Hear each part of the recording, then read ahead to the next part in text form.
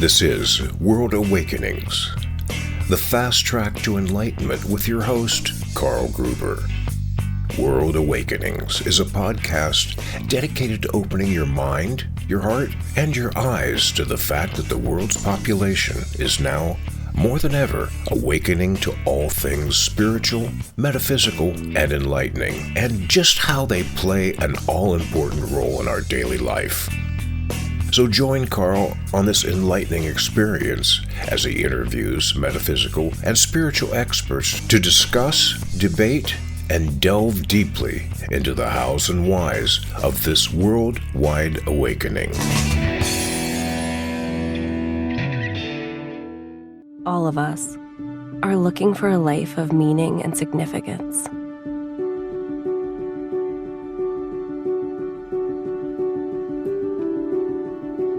A life that makes a difference in the world. A life that truly matters. We believe this is found through the right people, platform, and purpose. We call this movement 3. It starts with giving people greater health through the power of our proactive wellness products. 3's innovative formulas deliver demonstrable results by maximizing bioavailability and cellular absorption, ensuring people everywhere can enjoy the nutrition they need to operate at their best. Building on our foundation of people-focused products, we provide a platform for unparalleled entrepreneurship and personal growth. 3 is there beside you every step of your journey towards building a business and a better life. Finally, we know that a sense of real purpose, the kind that moves hearts, minds, and mountains, comes through serving and elevating others.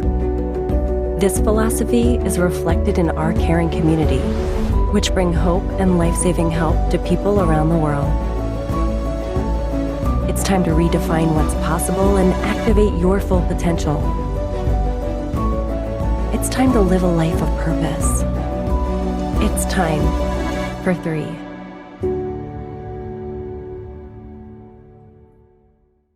Hey, this is it. You found it. World Awakenings, the fast track to enlightenment. I'm your host, Carl Gruber.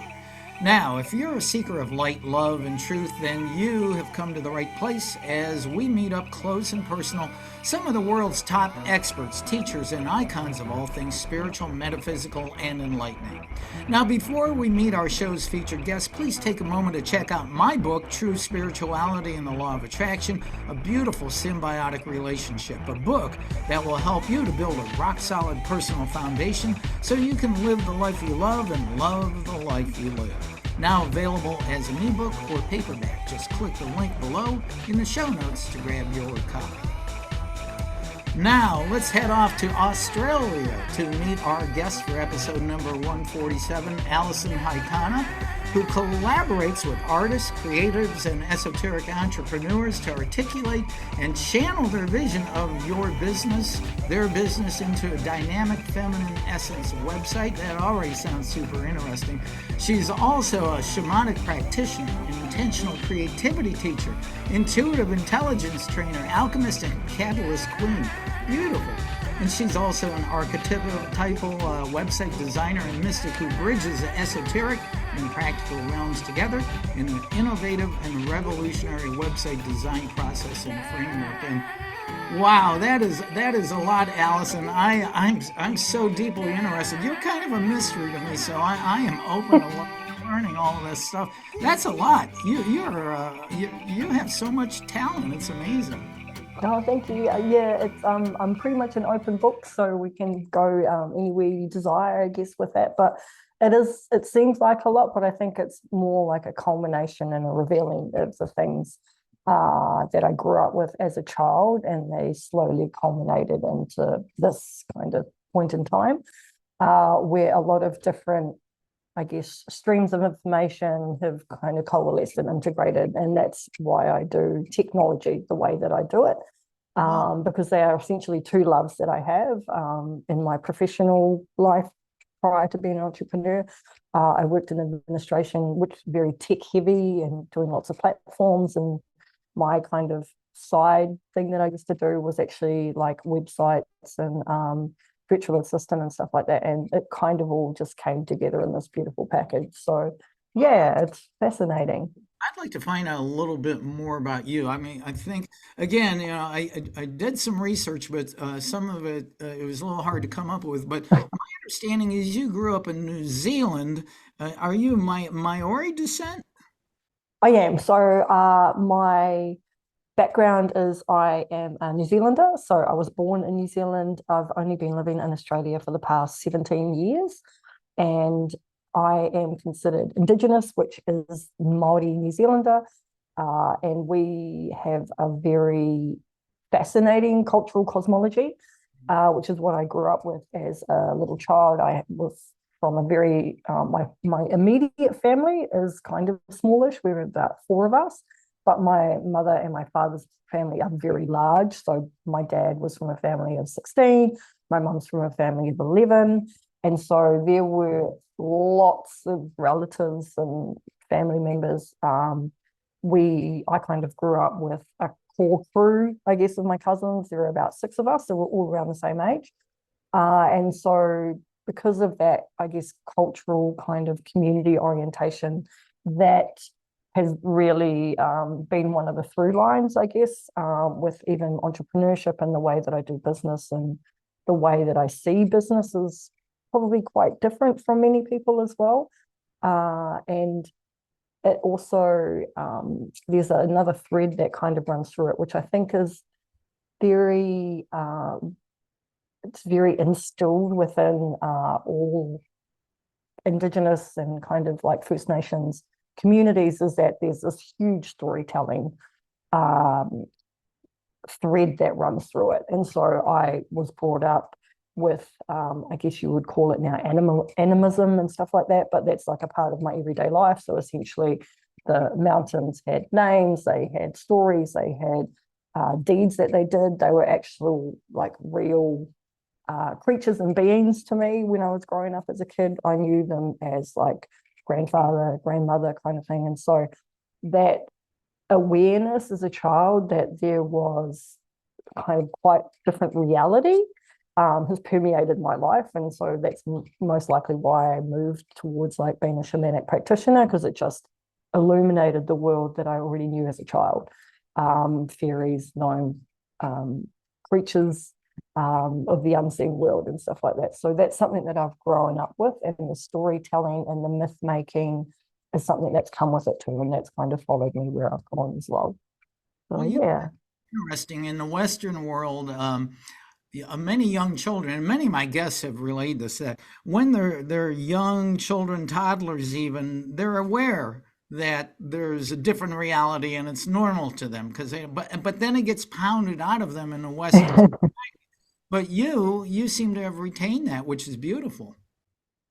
Yeah, it's something that I've been very grateful for retaining as a young adult, and then kind of as an adult and as I've gotten older and stuff like that. And I have a 5-year-old son myself, and so yeah, it's been fascinating to grow up in a family where that was something that we spoke about. I think that's a really important element of growing up. Like it wasn't, I could see XYZ and, I could not talk to anybody about it, but I could talk to my mum about it, talk to my dad, my cousins, my aunties and my uncles. And it was a very, I might have been curious and stuff like that, but it was mostly an accepted way of seeing the world. And so as a child, being able to see stuff, mostly I could see stuff and I could sense them, so like clear sentience, and knowing that it was okay. But also, I think as a child, sometimes when you get experience things like that, either unseen realms and things like that, depending on the conversation you may have with an adult or trying to kind of rationalize it, I guess there can be an element of fear that can come into that. And so fear can sometimes be a way to actually block off and kind of stop seeing the things that you're seeing, so to speak, as a self-protection mechanism. I was just grateful that the people that I spoke to and talked to encouraged it and showed me ways that I could, if I would choose to, whether or not I wanted to engage with these creatures and beings and stuff like that. And so I learned from a very young age that I could choose, which I think is really important. I could choose whether or not I wanted to engage with them. And I think that was really important. And so there was a sense of safety that was instilled within me that I could actually choose. If I wanted to engage with these creatures, I could choose to ask them questions. I could open up a dialogue with them. And I think that's really the important thing sometimes when we're talking about the unseen realms or anything that we may not quite understand, is that it's not a one-way street. You can open up a dialogue and you have communication and conversation with these creatures or these beings or whatever they may be. And if there's something in that communication that you desire not to continue, then you can completely just cut it down. And so that's something that I knew from a very young age. And as I moved into my shamanic practitioner work, that's something that really cemented and made, I think, the connection and the kind of incidences and events and experiences and stuff like that more respectful. And it opened up a dialogue for me where I was actually not necessarily protecting myself, but it's just if you're going out into the other reality that we live in every day, you can choose who you want to engage with on a daily basis. And so you can choose the same thing in the unseen realms. And so I think that's something that was really important, that was instilled to me from a really young age. And so I wasn't frightened, although there were some frightening experiences that occurred to me when I was younger in that kind of unseen realm. Most of it I could actually not rationalize, but I could manage myself as a child. And that just required choice and also being really clear with saying no. So I think that's something that was possibly quite different in my experience, because I know a lot of children that grew up around, if they were clairsentient or something like that, and they couldn't quite understand or have a context or some place to kind of sit that unknown experience and kind of analyze it and look at it for what it is, that it would then become suppressed as an adult. And then, eventually sooner or later it kind of pops out somewhere somehow. So yeah, I was really grateful in that regard. So I knew who I could interact with, and I trusted my intuition, gut instinct, however you want to call it, in regards to trusting that as well. So yeah, that was really important.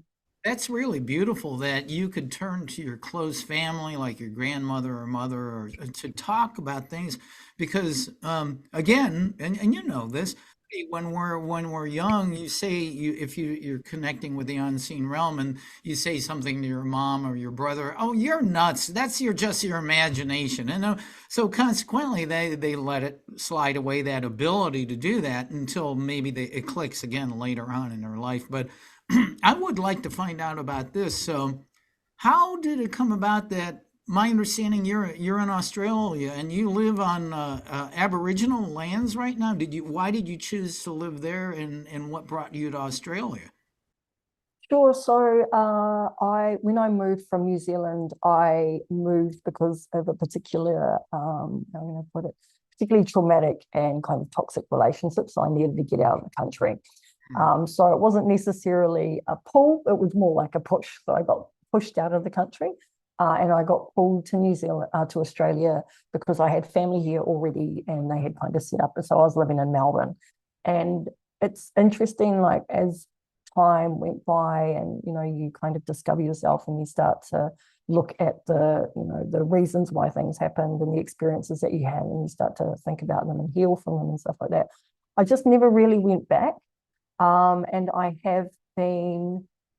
am very intimately aware of the differences, and I think this is probably land masses everywhere, of the feeling and the tone for the earth that is here in Australia as opposed to New Zealand. They are two very different beings, different very creatures, and they have very different, I guess, emotional capabilities and needs and stuff like that. So it's very interesting, the Indigenous kind of First Nations Aboriginal culture here in Australia, although it is something that I know about and I'm quite aware about because of the suffering and the pain from past and colonization and stuff like that, it can still sometimes be quite secretive, and it can be quite hard sometimes to gain information about like land and place. So for example, where I am at the moment, I'm living in a place called Mildura, which is regional Victoria, and there is a huge river called the Murray River, which kind of snakes through Queensland, New South Wales, and goes out through Victoria and South Australia. So it's the largest river mass. And so because of it, there have been a lot of different tribes or mobs, as they call themselves, along the river that kind of set up their remote settlements, I guess, in a way. And so I know where I am, and I know like the local Indigenous people, and I respect their land and stuff like that I live on. But it's challenging sometimes to find the stories of the land, because they are held with such kind of high regard. Because I mean, I completely understand it. That stuff was taken and used in a manner that they didn't see fit, and so I completely understand that. But yeah, Australia is as a country, as a landmass, as a kind of creature, it is very sad, is probably one of the words that I would describe it. There's a lot of grief in Australia, like Australia, the landmass itself, and there's a lot of suffering. There's a bit of anger and stuff as well. I mean, it's a very dry kind of where I am at the moment, it's a gateway to the desert. And so it's quite dry. And so that kind of dryness can sometimes permeate into the way that the land feels about certain things. So it is an interesting place to be. And I do feel in some way, shape or form that the reason that I've probably stayed so long is because there is elements of like conversation and connection to the land that I need to understand for myself, and then kind of not take that wisdom, but, you know, share that wisdom and impart that wisdom of Australia, of someone being in Australia, not from Australia. It is a very different experience. That's pretty interesting. You know, with everything being energy, you're obviously very empathic, that you can actually pick up the energetic characteristics of a landmass. And why not? I could see Yeah, that. yeah. I mean, Real. I've traveled to different places, mostly in the South Pacific and places like that. And I think and part of it is potentially like the growing up and the cosmology that things have an energy, and everything is basically alive around me. Even houses, houses have a different tone and a different energy depending on who's lived in them, how they've been treated. So it is something that I am, I guess, attuned to, and I probably have been from a very young age, and not really knowing that it was unusual. But yeah, I can kind of step off a plane. Like I remember going to Japan, and I stepped off the plane at Tokyo Airport, and it was very unusual. It was really hustle, really bustle, but underneath all of that, when we went out into the countryside and we went to through the south to like Kyoto and stuff like that, it was just really like a peaceful kind of land, although there is this like the seismic activity. So there is this element of kind of being torn and being, it's more like an evolution though. So it's like there's creation that's happening within kind of Japan, but it does have this really beautiful, peaceful kind of calm allure to it, even in exceptionally tragic places like Hiroshima, which is where we went to. That in and of itself, Hiroshima, kind of the area and the location and stuff like that, where they were bombed, that there is just echoes of sadness throughout that whole entire area, especially so around where the memorial and stuff is that they had. Like it was quite impactful when I went there. The land was very much grieving still, like in an active grieving state, with many of the things that were going on there. But then when we moved out, like in towards Kyoto and stuff like that, it was just a very different experience. So yeah, I guess it's something that I've been attuned to and didn't quite understand, or I guess realize the information that gets fed back from the planet, to be able to interpret it. Let's dive a little deeper into your vast array of talents. I mean, one thing that fascinates me, I read that You studied Rite of the 12 Celestial Regions at the Medicine Women's Center for Shamanic and Esoteric Studies.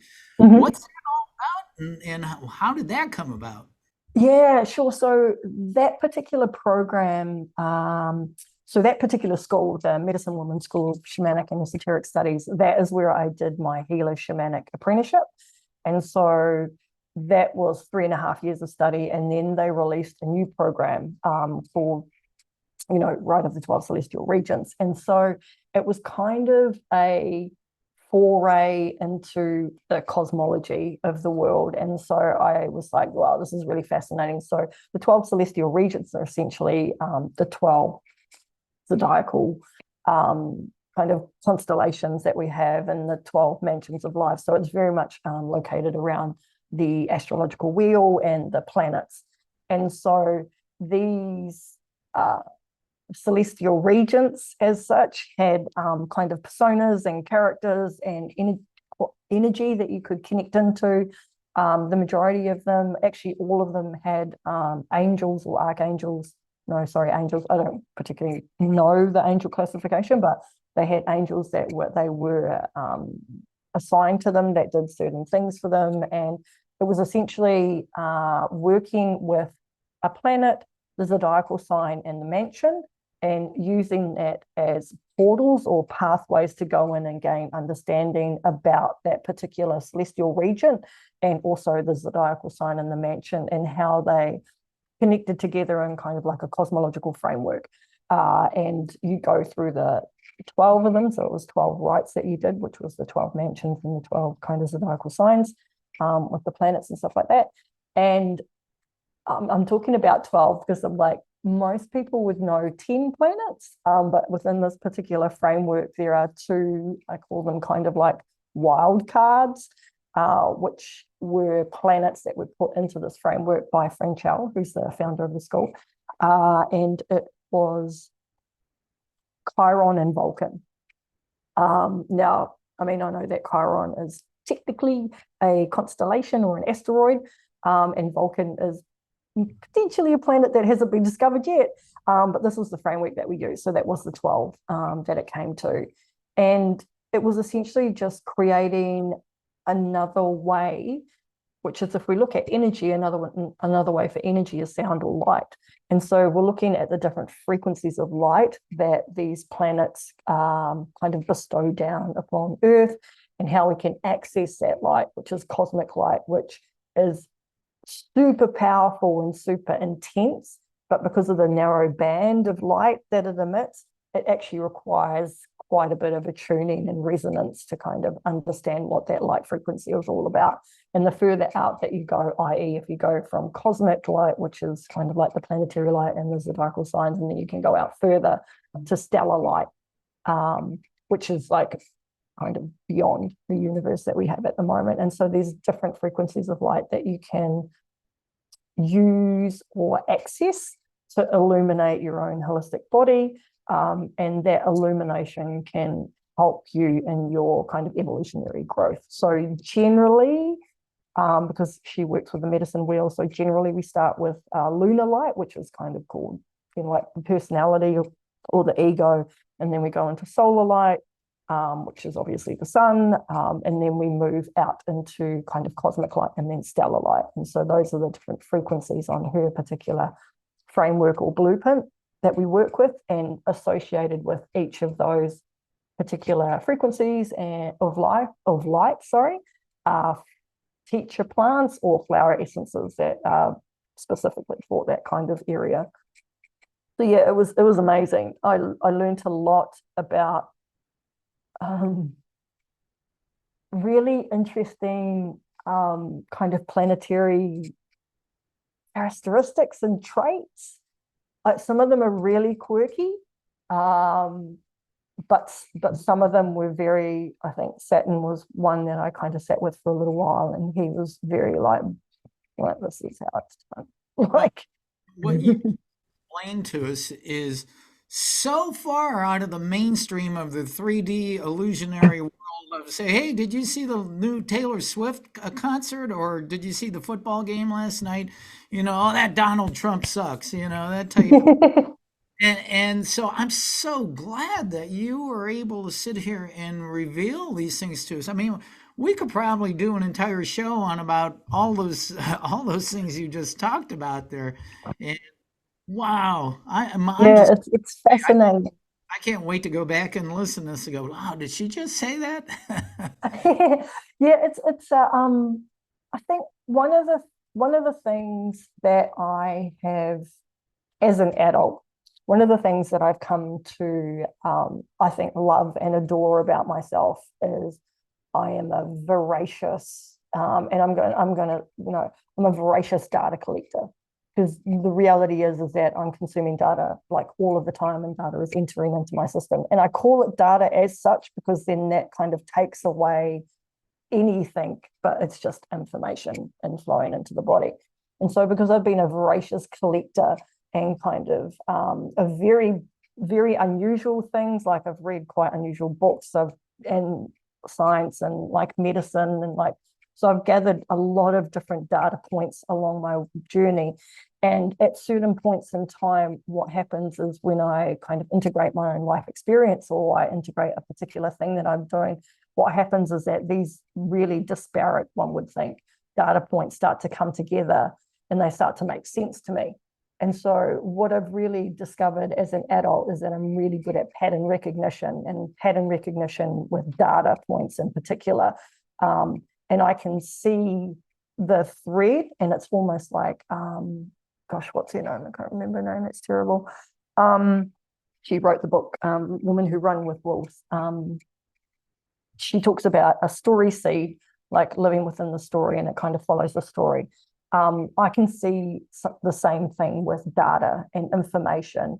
When you strip it all down and you pull out the emotion and sometimes the kind of manipulation and the tactics around it, you can actually start to see that there's a story that's been told since time immemorial, and these data points are just like knocking in and out along the way, and they're telling the same story but with a different tone and a different kind of perceptual awareness that you can get about it. And I was just like, oh, that's really interesting. So all of these stories that I've gathered, and myth and fairy tales and stuff like that, they actually were a way to explain the natural world that we were living in. And then all of a sudden science and quantum science and medicine and psychiatry and stuff like that, they are a way for, I guess, our personality to make sense out of that miraculous magical stuff that we've known ever since we were little kids. And so I can see how that story is being played out over time. And so it's really fascinating to piece together unusual parts of history and then kind of create this timeline out of it. So I've been able to do that for quite some time. And it's been really fascinating, some of the, I guess, insight that's been gained from that. And I mean, we talk about things like quantum, like the quantum reality, and how there's everything and nothing kind of thing, and multiple realities all at once, like that can be explained like through story and myth and fairy tale and stuff like that. So it's really interesting. Like never really understood it, but I really love the way that my brain works. And I love the way that the pattern recognition comes out with all of this data that I've collected and kind of foraged for over my lifetime. So yeah, that's something like that where I'm like, oh yeah, that reminds me of that time when I did this, or when I heard that. And there'll be even conversations with people that kind of get put together and stream through this kind of information. And then it comes out as information, and then potentially it's a learning, and then when you embody it, then it kind of becomes wisdom and knowledge and stuff like that. So there's lots of different ways that data can just be data, or it can actually be translated into wisdom depending on how you use it. Well, and everything you just said ties into, I mean, I'm just absolutely fascinated with your ideas of the internet. They're like nothing I've ever heard before. Now, I read I've somewhere on your information that you state that you intentionally harmonize the internet via Mhm. website design, creating boundaries in terms of engagement with technology. Can Yep. you explain that? That's Yeah, wow. sure. So that's a very recent, I guess, epiphany. And it's one that I think has been coming for quite some long time, and I just needed to sit with it long enough to actually understand it. So when I did my intentional creativity teacher training, we create kind of archetypal patterns, and it all starts out with an intention. And so from that particular training, one of the kind of quotes that I love is, every intentional act is a magical act. And so because I'm curious, I was like, I wonder why the internet was created. Like, why was the internet created? Why was technology created? And so I kind of go back to come forward. And so what I found out, well, especially with like Facebook, I guess, for example, is it was just set up as a way to communicate between different kind of faculties within a university. And then it kind of just spread out and went gangbusters. And so I was like, well, then the quantum nature of reality, like everyone's experience and energy is kind of pouring into the internet, and it's essentially taken on a life of its own, which it totally has. And so I was like, okay, so if I can see the internet, like visualize the internet as like a web of life kind of thing, and there are lots of all these different kind of connections and stuff like that. In my head, I was like, so how can I, as an individual, go into that internet and create some sense of harmony or some sense of balance? Because what I've discovered with many things that I've done is that it's not about good or bad. It's not kind of left or right, up or down, dark or light. It's about balance. So it's about, and balance is dynamic as well too. It's not a static thing. It moves and it's changing all the time. And from when I looked at the internet, I could see that it was a completely masculine kind of entity as such. Because of the programming, you've got all of the majority of the original programming, not that there's anything wrong with it, like was created by men. And even though it's binary, i.e. there's ones and zeros and stuff all the time, which essentially is harmony, like you got to take it back to that kind of thing. And I think in some ways with technology, because it's evolved at such a rapid rate, that we've forgotten that we actually get to choose how we interact with it, and not just get swept up in the wave. So we can choose how we want to surf it, so to speak. And so I discovered, okay, so the energetic quality to me of the internet feels very masculine. What can I do to create some harmony, to create some balance, to kind of counterpoint that, to bring it back to us, like a homeostasis, so to speak? And I was like, well, obviously it would be the opposite pole, which would be the feminine. And I was like, okay, well, how do I do that? And so I, because I've worked as a shamanic practitioner, and I, know about resonance and harmonics and stuff like that. And intentionality is really something that drives through energy, and it can kind of like focus energy on a focal point. So what I started to do was experiment, and I started to experiment with, in a very simple way, I work with an oracle deck, and it's all feminine goddesses or feminine archetypes. And I chose one, and I kind of just was like, okay, let's go. And so what it kind of is a channeling of this energy into the build. So basically every time I do the build on my website, on my laptop, I have this card up and I'm like doing the thing, and I'm essentially channeling. So it's a channeled website, but I'm channeling feminine energy into this website. And then when it's released out into the world, that energy kind of permeates through the internet. And eventually, over time, it will start to harmonize the internet, and we'll have, this kind of dynamic equilibrium and balance and kind of harmony that's created. So that's the, I guess, logic behind it. And then you've got the energetic quality behind it, which is the intentionality. So everything that I do in website design is based around the original intention, which we come up with together when we work together, of essentially there is the kind of client, there is their business, which they are all separate consciousnesses, by the way, and then you've got the feminine kind of archetype. So there's 3 streams of energy that are being channeled into this creation, and then it gets sent out into the world. So that's pretty much how I do website design.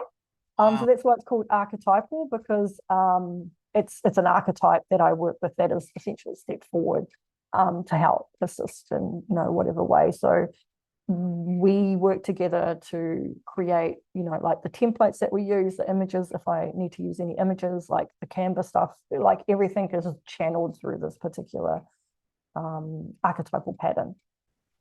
Now, correct me if I'm wrong. The internet is basically taken on an energetic life force as an entity within the universe. Yeah. So if we think about the internet, and we think about how it's used by individuals as well as by groups, and we think that every time we get on board, and even the way that we search, the way that we ask questions, the way that we interact with things, the way that we engage with things, like we are all giving it our attention, and our attention is our energy. And what's coming back is obviously we've asked questions, something comes back generally, or we're kind of just surfing through. And so that particular entity, that's probably a weird way of talking about it, but that particular kind of consciousness takes on like the information or the data that's been inputted into it every day, which is basically our attention, our focus, and our energy. And that is something that does take on its own life. It does kind of not necessarily do its own thing, but it has a consciousness all of its own, which is infused with everyone else that's participating in it. But it also runs, from what I can understand, on the underlying intention of who originally set it up. And it can be superseded at times, depending on how powerful that energetic kind of quality is. Maybe if it's like a group kind of understanding, like, yeah, this is what we want, this is what we want the internet to kind of be. If that's a group energetic quality that is intense and strong enough, it can override the original creation, but most likely not. So that's why intention is really interesting, even though it may be unconscious, and even though you may not necessarily be aware of it. But the intention of the reason why something was set up basically sets up the foundation of that creation. And then everything will come from it, and potentially things may be distorted or like fixed into a box so that it kind of meets that original parameters of creation. And everything you said there doesn't surprise me, because as a law of attraction practitioner and a student of it, the first thing we learn is energy flows where your attention goes. Yep, totally. Which would make sense if you have 8 billion people on the planet focusing their attention on this vehicle called the internet. Then yeah, I could see it taking on an energetic life force of itself, and it has. Yeah, totally. And I think that's where we come into a very interesting relationship, because as with the many things that I've kind of discovered and I learned from my kind of teacher and mentor, Franchelle Osowski-Weiber from the Medicine Woman School, when she was talking about it, she's just like, it's relationship. Like, we need to be in right relationship with things, with everything and everyone. And the internet is one of those things. So, what is my relationship to the internet? And as time has gone by, that relationship has changed and amended and adjusted over time. And certain things of the internet for me have a different relationship quality, i.e. social media I have a different relationship with that than I do with WordPress, which is what I use to design websites. So it's all about figuring out the relationship that you have with something. And is it a relationship that you desire, or is it a relationship that is maybe even harmful, or is taking away too much of your kind of energy or time? And then you need to reassess that relationship. So I think we're in a stage now with technology in particular, and especially with AI, is that we need to figure out what our relationship is with this particular thing that we are essentially in the midst of creating, and whether it's something that we want to do. And if it's not, then figure out what it is. Wow, this is just a phenomenal way that I don't think anybody else that I've ever known or seen or heard or talked about has envisioned the way the internet, the way you do. One last thing I would like to ask about this channeling as you're designing a website. I mean, the channel you said comes directly from the goddess of divine feminine, or the energy of divine feminine?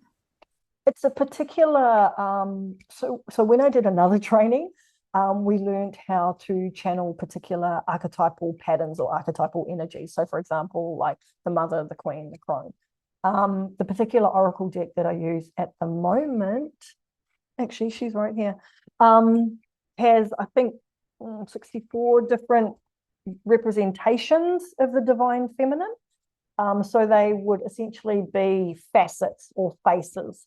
So one face may be, let's, for example, look who one of them is, Sappho, who is like a poetess. She was basically in kind of Roman Greek mythology, I think.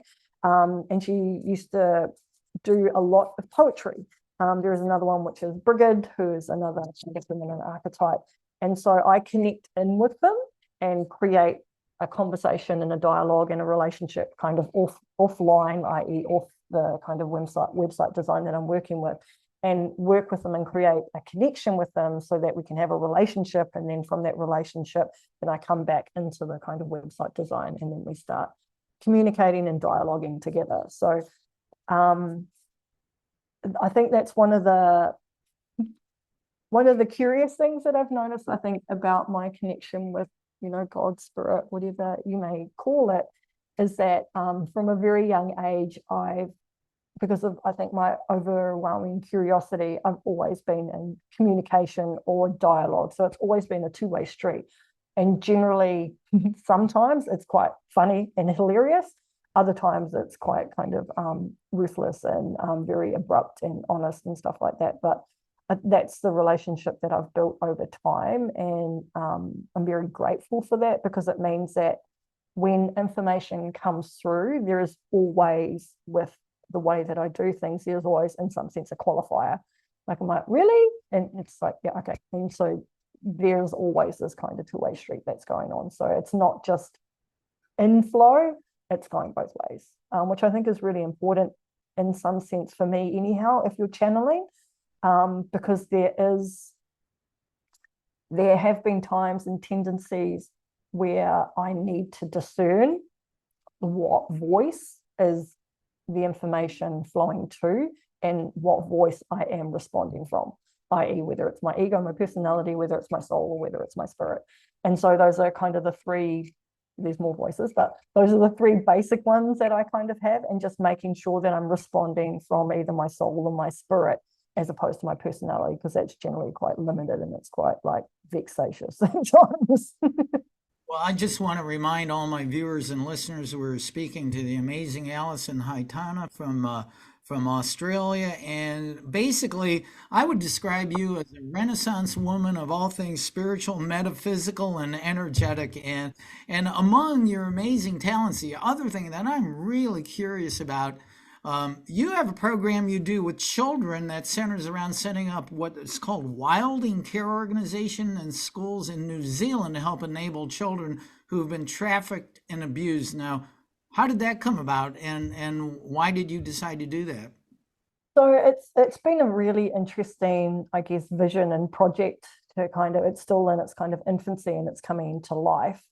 I was doing a program with someone like at the beginning of my entrepreneurial kind of years. That was maybe about 4 years ago, when we did meditation, and in meditation came basically you'll be working with children. And I kind of chuckled, because at that time I was just not really interested, to be perfectly honest. And I was just like, why do I need to, go, because I'm in dialogue all the time, like, why do I need to do this? I don't think I really need to do this.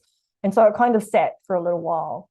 And because of certain, I guess, things that I've seen and data that I've collected along the way, certain experiences that I've known, I went through a huge process, like a decolonization process, by myself, with my own kind of back, and that like made me understand a lot of things. I think there's statistics are also something that came into play, where kind of 1 in 4 people in your street kind of thing, there's some form of kind of abuse that's happening with a child.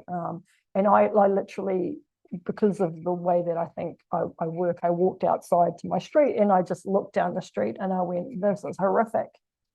And slowly elements started falling in when I asked more questions, and I was just like, is this really what I want to do? You need to give me more information. I can't just like go off nothing.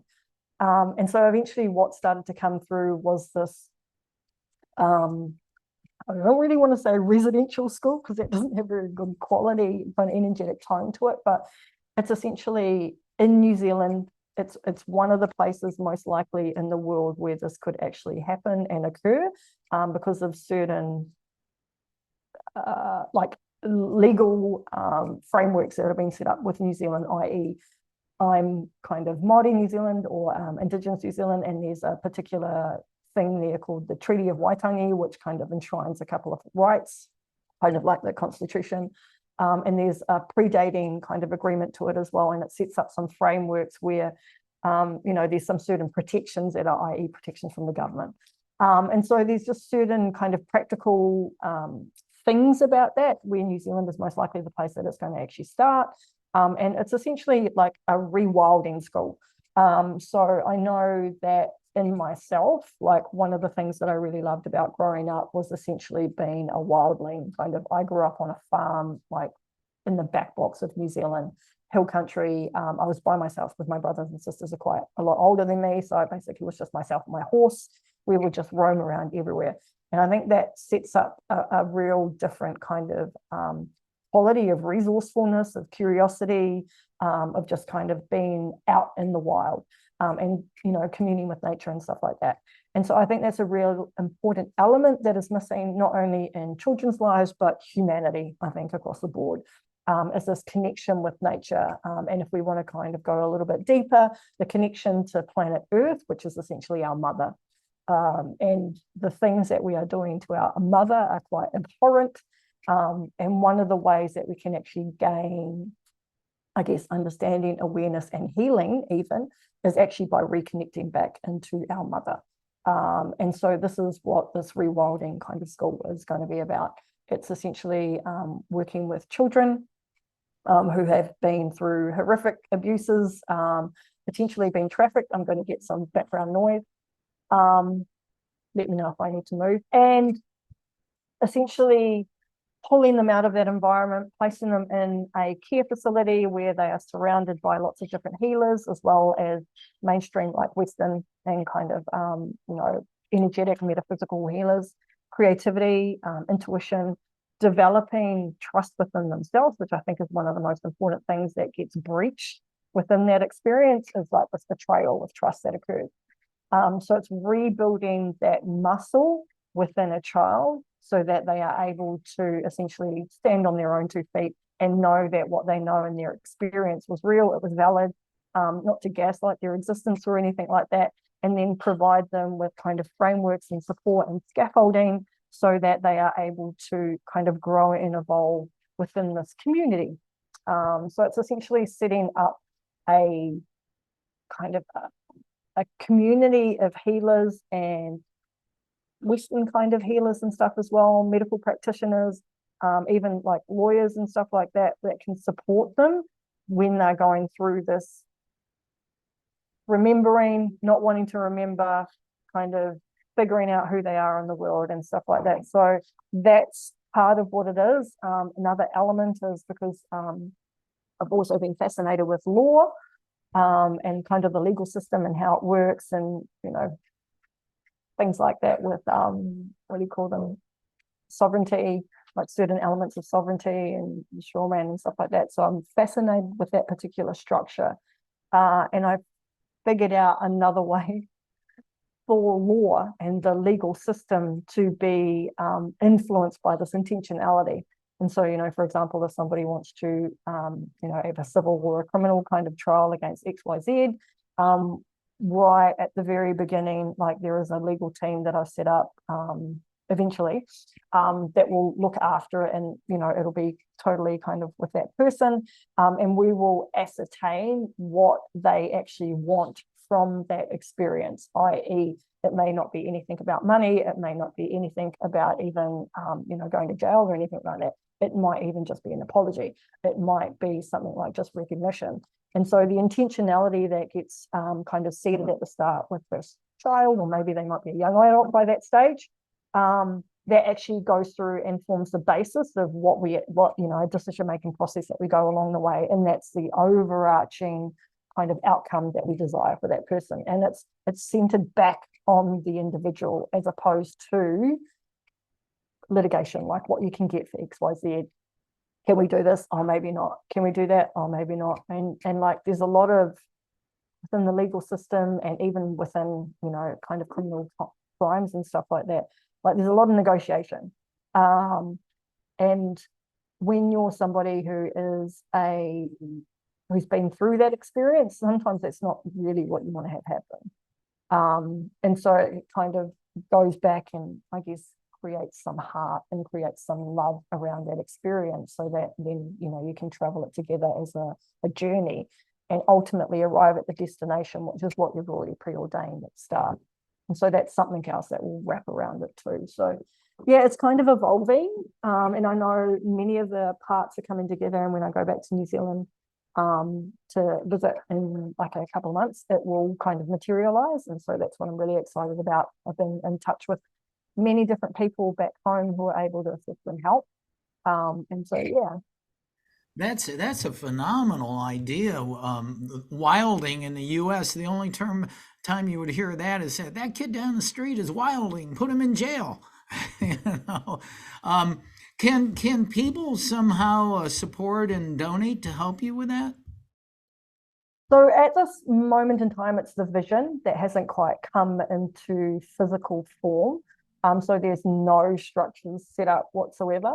I mean, if anything, probably if the ways that people could help maybe is even just by having a conversation with myself, which is what I'm very open to. I'm quite aware that there's a lot of work to do, like a lot of groundwork to do in this regard. And so I know that, and I think this is also a really interesting thing that I've discovered too over time, is that all of the people that I've had connection with and contact with and built relationships with and, in some ways created a community around, in some way, shape or form, they form part of my vision and they are able to help my vision come to life, just as I am able to help their vision come to life about what their vision for life is. And so I think that's a really interesting thing that I realized a couple of months ago, actually a couple of years ago, is that, everyone who is intrinsically in my life is a part of my vision for bringing this to fruition, just as I am here to help them as well. So I think it's a really amazing interconnectedness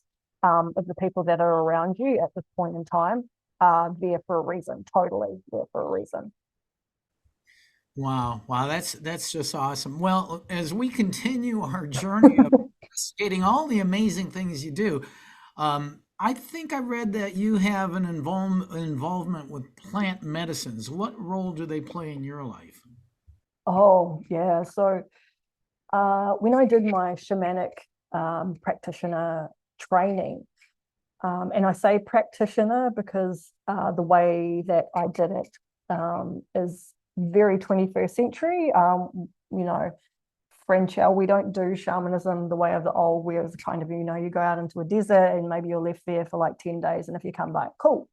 The way that French does it was actually working with something she calls teacher plants, which are essentially a very interesting order of plants of flora and fauna in New Zealand that are considered like warrior plants. And so they have different qualities and abilities. And throughout that whole entire time, that 3.5 years that I did that practitioner program, every month I would work with a particular kind of teacher plant. Every lunar month I will work with a particular teacher plant and go through a rite of passage with that particular plant. And then hopefully you kind of gain understanding and awareness and a wisdom around that particular quality. And it becomes kind of like, wisdom and knowledge within the body. And then you move on to the next one. So the way that I did my shamanic practitioner was actually working with plants in a very kind of practical way. I'm actually going to move at the moment because the guy's going to come. So apologies. But you get to see my house. And the way that I work with them is essentially creating a dialogue and an open kind of communication and relationship with them. And that's essentially what happened. And so since then, I have worked with many teacher plants. Not all plants. All plants have wisdom and information, but not necessarily all plants have something that they are able to teach you in a way that involves a rite of passage. And a rite of passage for me is like an initiation. So you get initiated into this particular teacher plant's wisdom. Ayahuasca is probably most likely a teacher plant. I've never done it, so I wouldn't really know. Peyote is probably another one as well. But yeah, the teacher plants that I work with were very special. I think that's probably a way of putting it.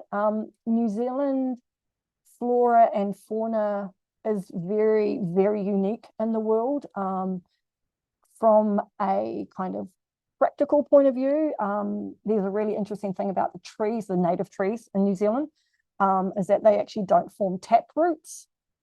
So tap roots are basically something that some trees have that drive down into the ground, and they provide structure, foundation, but they also take nutrients and water from the surrounding area, and they can actually take it from kind of anyone.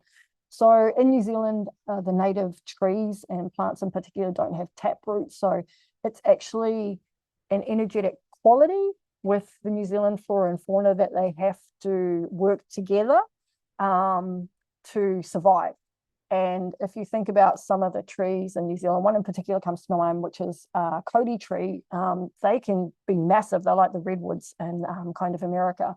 And so if you don't have a tap root and you're growing as like a little baby, you essentially have to lean on your parents or your siblings or your aunties and uncles around you to help you grow. They provide you with shelter. They provide you with, buffering from the wind and stuff like that.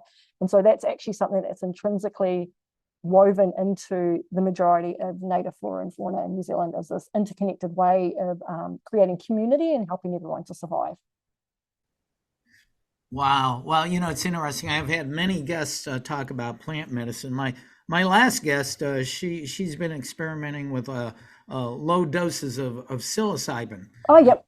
Help, and she does that in Costa Rica and Mexico and that type of thing. But yeah, wow, gosh, and continuing, I'm just fascinated with you because you're so amazing and expanding.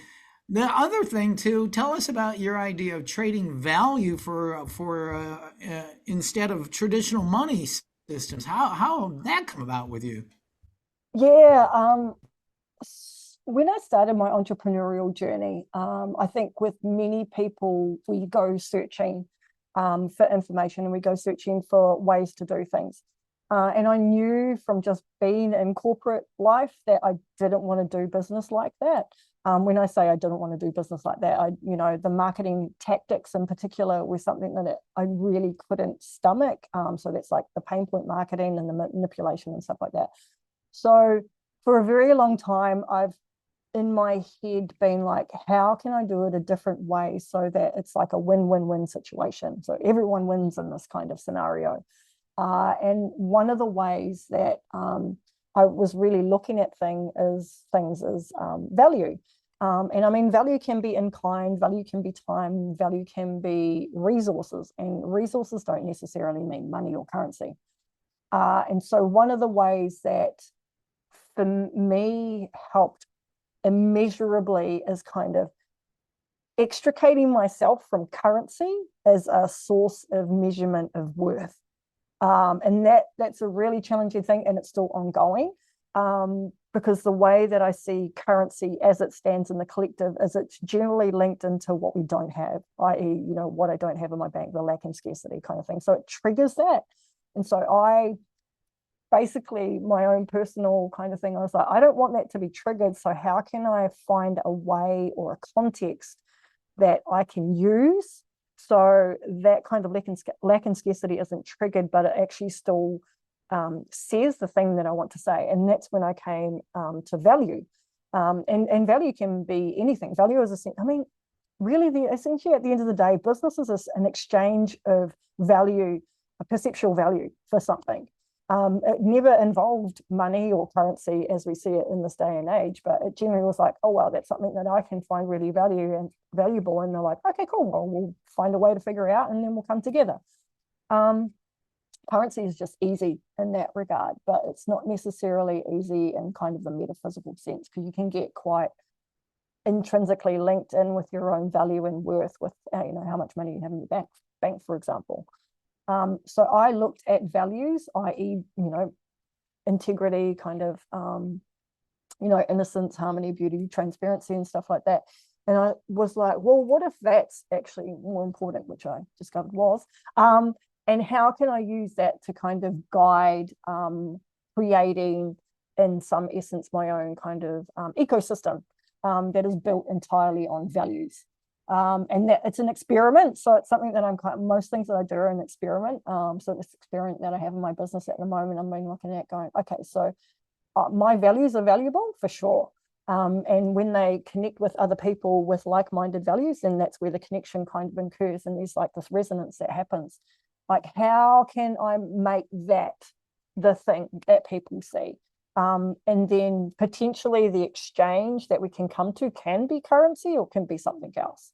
And so that was just a really practical, logical way of me trying to help myself get out of scarcity kind of mindset, by pinning that to something that actually has real value, and pulling it out from this kind of commodification that's occurred at the moment. So that's basically what it was. And then from that, I also created, oh my gosh, I created a metric, because I was like, there's no KPIs in business that I actually like. That was also the other thing. I was just like, yeah, P&L, whatever, like, okay, cool, profit, loss.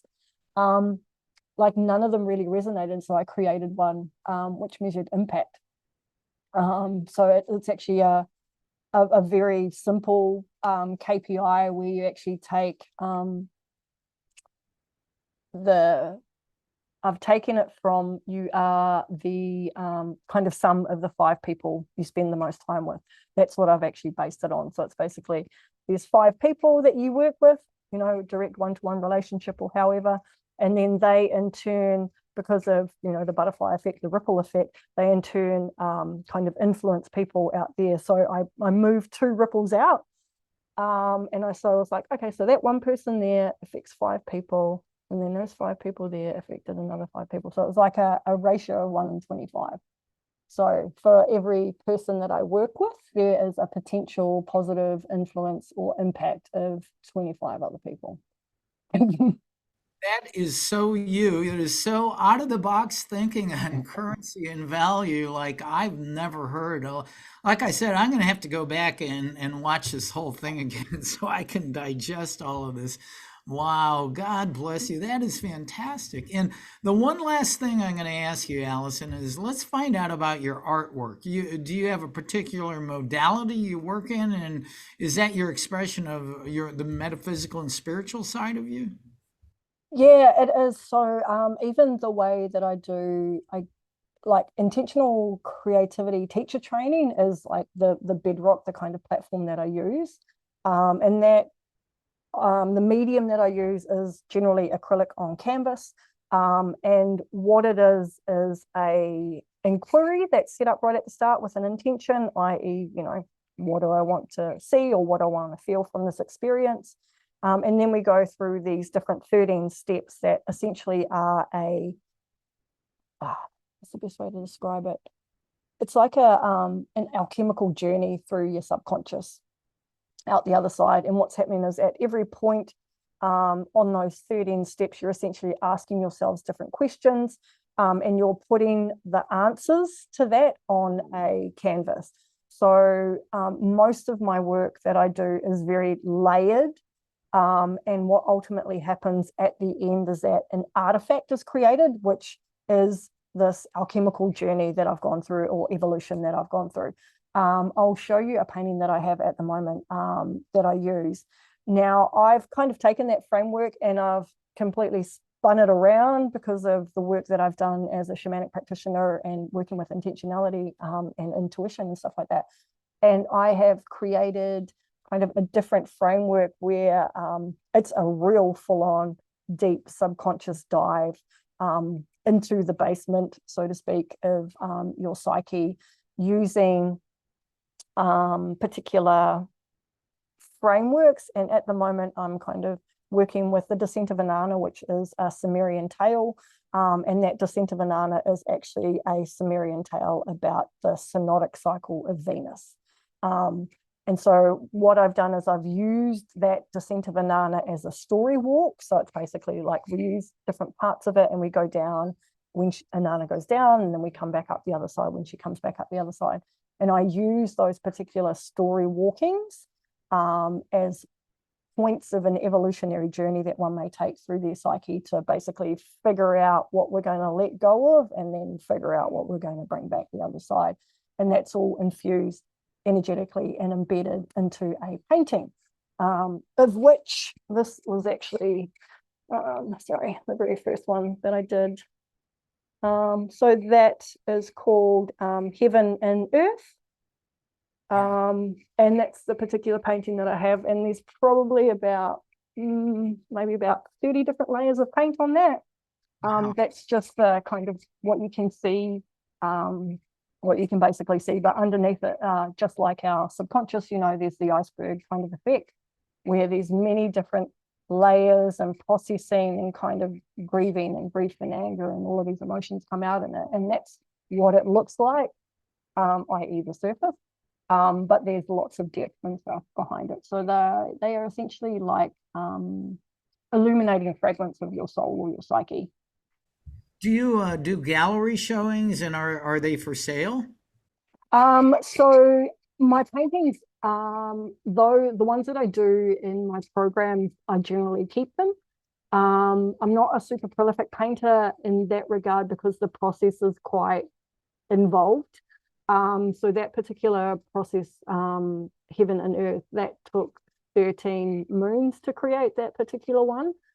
So they are quite, not labors of love. I think that's probably what they are. But I have had a couple of, virtual gallery kind of exhibitions and stuff like that. And, there's a couple of other archetypal paintings that I've used as well. So yeah, it's a beautiful way of creating. So I think that's also the other thing about that particular modality is it's just creation. Like you're just creating. It doesn't have to be art as such, because you're essentially creating your own subconscious processes kind of come to life, or your thought patterns or your blueprint is coming to life on the canvas. So sometimes it isn't the most prettiest thing for people to see, but the reality is that it's an archetype and it's an artifact of your own kind of personal evolution. So it's very personal to many people that do it, and many don't necessarily sell them because it is like a fragment of your soul, so to speak. So they do kind of like to keep them. But it's an amazing process. You don't have to be an artist. It requires no technique whatsoever. I'm not trained artist in that way. I just row paint on the canvas and see what happens. Well, I think that everything that you do your life is an artwork. I mean, what you're offering and what you do is just not only blown my mind, but expanded my mind. Oh, thanks. Come up with 1/99% of what you are understand and do, I would be a happy camper. So, Alison, this is great. I know you have a new website coming up soon. The page is up, but it's not complete. And what would be the best way for people to connect with you if they wanted to? So yeah, if they want to go to my website, there is an element there to kind of sign up for a newsletter and stuff like that, where I can communicate with you, or alternatively, you can just email me, which is admin@alisonhaitana.com. That's generally the best way because, as I said before, with technology and social media in particular, I've reviewed my relationship with it, and I'm pulling off the majority of my social media kind of platforms, so I won't have a presence there. As such, like it'll just be static posts and things like that. So yeah, email is the best way. What's the website address if people want to check it out? Sure. So it's just alisonhaitana.com. So ALISONHAITANA.com. You are amazing. I'm so Thank you. happy you've been on the show. I'm so blessed to have you here on World Awakenings. Thank you, Alison. Well, thank you very much for the opportunity. It's been amazing. I've loved, conversing and opening dialogue with you. It's been amazing. This has been another episode of World Awakenings, the fast track to enlightenment with host Carl Gruber, a certified Law of Attraction life coach. We welcome you to tune in to each and every episode of World Awakenings as we open your mind, your heart, and your eyes to the fact that the world's population is now, more than ever, awakening to the truth of all things spiritual, metaphysical, and enlightening, and just how much they play an all-important role in our moment-to-moment daily life. Much love and light to you, my friend, and thank you for tuning into World Awakenings.